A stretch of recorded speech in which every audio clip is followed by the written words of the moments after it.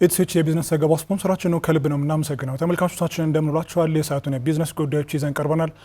አብራችሁን ቆዩ። የማክሮ ኢኮኖሚ ማሻሻያው ተግባራዊ በመደረጉ በሀገሪቱ ተስፋ ሰጪ ስራዎች እየታዩ መሆኑን የምጣኔ ሀብት መምህሩ ገለጹ። ማሻሻያው የሚፈለገውን ውጤት ማምጣት እንዲችል ህገወጥ ንግድን መቆጣጠርና ገቢና ወጪ ንግድን ማስፋት እንደሚገባም ባለሙያው ምክረ ሀሳባቸውን ሰጥተዋል።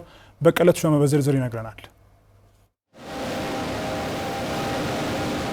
ሀገራት የማክሮ ኢኮኖሚ ማሻሻያ ለማድረግ ከሚያስገድዷቸው ጉዳዮች ውስጥ ስራ አጥነት መጨመር፣ የዋጋ ግሽበት መናር፣ ወጪና ገቢ አለመመጣጠን የሚሉትን ለአብነት ማንሳት ይቻላል።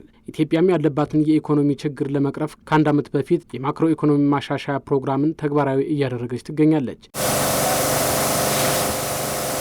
ፕሮግራሙን በተገቢው መልኩ ተግባራዊ በማድረግ የዋጋ ንረትን መከላከል፣ ወጪን መቀነስ፣ ምርታማነትን ማሳደግ፣ ለግሉ ዘርፍ ምቹ ሁኔታ መፍጠር የሚሉ ዓላማዎችን ለማሳካትም ታስቦ እየተሰራ ነው። ባለፈው አንድ ዓመት ውስጥ ሀገሪቱ የማክሮ ኢኮኖሚ ማሻሻያ ፕሮግራምን ተግባራዊ በማድረጓ አበረታች ስራዎች መታየት ችለዋል ሲሉም በጎንደር ዩኒቨርሲቲ የምጣኔ ሀብት መምህሩ ዶክተር ይንገስ አለሙ ገልጸዋል። አሁን ለምሳሌ ፔትሮል አሁን መንግስት ያውን ያቋቋመው ግራንት ፍራክሽናል ዲስቲሌሽን ሚኒስተር የፊል እሱን አድርጋለሁ ብሏል። ቀጥሎ ደግሞ እንግዲህ ፍራክሽናል ዲስቲሌሽን ማጣሪያ እንትን ይላል። እነ የስኳር እንትኖች እነ ሬዞናንስ ዳም ምንድነው ግድቡ የዚህ የኢንትሮዳክሽን ኦፍ ኢሪጌሽን ኦን ዌት የስንዴ እንትን ኢሪጌሽን ተደርጎ ውጭ መላክ የቡና ማምረትና ኤክስፖርት የማድረግ ኳሊቲ የሆነ ቡና እንትን ብሎ ያን የማስገኘት እነሱ ሁሉ ፍንጮች ናቸው።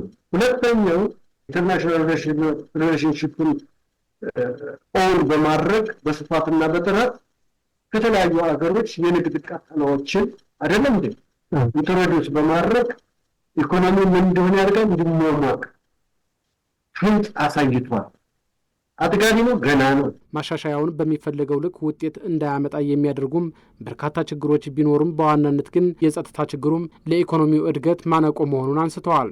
ስለሆነም መንግስት የጸጥታ ችግሩን እልባት መስጠትና በሙሉ አቅሙ ወደ ልማት መግባት እንደሚገባም መምህሩ ተናግረዋል። አፋሾ የሆነባት የሀገሪቱ ዲሲጀ ኮምፕሌክስ አለመረጋጋት፣ ፖለቲካል አለመረጋጋት ትልቅ እና በሶኮልድ ኤትኒክ አለ ይሄ ያበላሻል። ለምን ኢንፍራስትራክቸሩ እስከ ገበሬው ሄዶ መንገዱ እስከ ገበሬው ሄዶ ማዳበሪያና መሰል እንትኖች ኢንትሮዲዩስ ለማድረግ ያዳግታል። ይሄ ነገር አጥሮት ተሰጥቶት ሊታይ ቨሪ ሃፒ። ሌሎች ቆዩ ማለት አይደለም፣ ግን ትልቅ እንደ ፕራዮሪቲ ተሰጥቶት ይሄ ነገር ቢሆን ይሄ አጥሮት ከተሰጠው በአንድ ጊዜ ስፕሪንግ አፕ አድርገን ወደ በኢኮኖሚ ደህና ወደ ሆኑ ሀገሮች ሊመለሱበት ምክንያት የለም የሚል እምነት ስላለኝ ነው። የማክሮ ኢኮኖሚ ማሻሻያ ፕሮግራሙ የሚጠበቀውን ውጤት ማምጣት እንዲችል ህገወጥ ንግድን መቆጣጠር፣ የወጭና ገቢ ንግድን ማሳደግና ምርቶችን እሴት ጨምሮ ለገበያ ማቅረብ ላይ በትኩረት ሊሰራባቸው የሚገቡ ጉዳዮች መሆናቸውንም የምጣኔ ሀብት መምህሩ ምክረ ሀሳባቸውን ሰጥተዋል።